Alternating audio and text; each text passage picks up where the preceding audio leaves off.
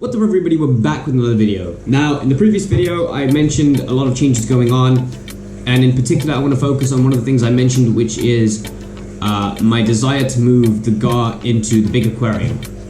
So, the reason why I haven't done it yet, if you haven't seen already, they're about 12 inches. I've got an alligator gar and a Florida gar. And the reason why I didn't move them in was because of the giant gourami, Edward. Because I wasn't too sure how you'd react to them. I'm not worried about any of the other fish giving them a hard time. It was mostly the Oscar, Daisy, and the albino gourami, Edward, that I had a problem with. And Oscar I'm not too fussed about, to be honest. I think she'll be Daisy I'm pretty sure she'll be fine with. She's a bit territorial, but I mean, these fish are like, they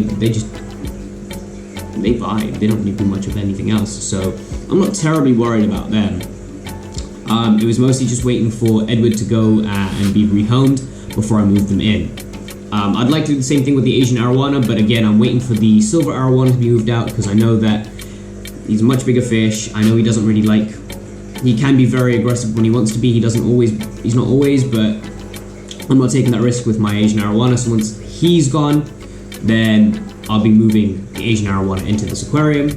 So in today's video, I'm gonna go ahead and move these guys into the big tank. It'll give them a bit more space to grow and swim, and they can enjoy that space before obviously that tank turns into a cold water tank. If you haven't already watched the last video, due to a few issues, we have to redo the garage. I need to shut down that aquarium, and when I start it up again, I'm thinking of going into cold water because I can't keep all the monster fish during the period that it's going to be closed for, because it's going to be closed for about 4 to 5 weeks.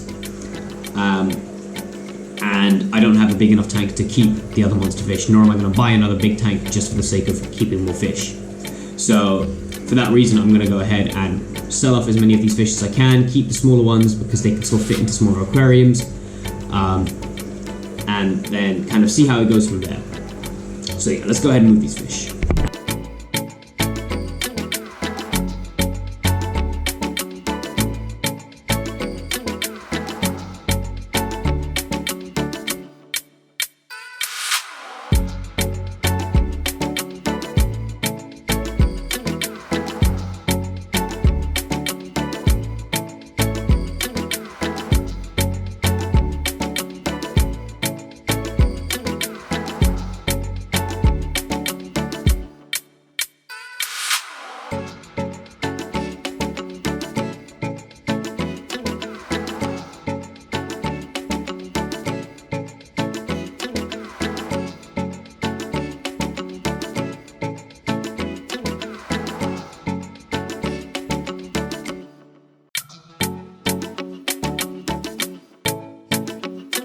Alright, I'd be lying if I said that went well.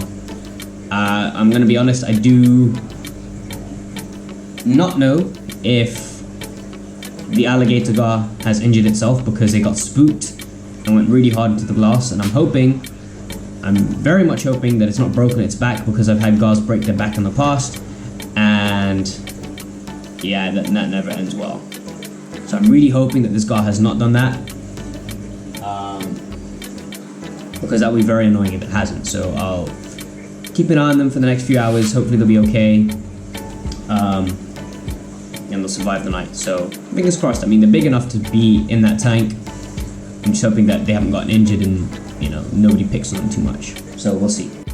Okay, so it's been pretty much 24 hours since I've added in the gar. As we can see, the Florida gar looks more or less okay. Excuse me, arowana. No visible deformities in its back, no torn fins, and I can say the same thing with the alligator gar. Again, the arowana moves.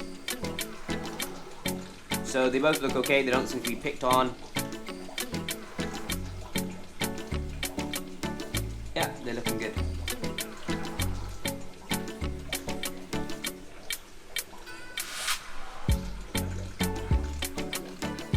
Scooter. Alright, so that's it for today's video. I hope you guys have enjoyed it.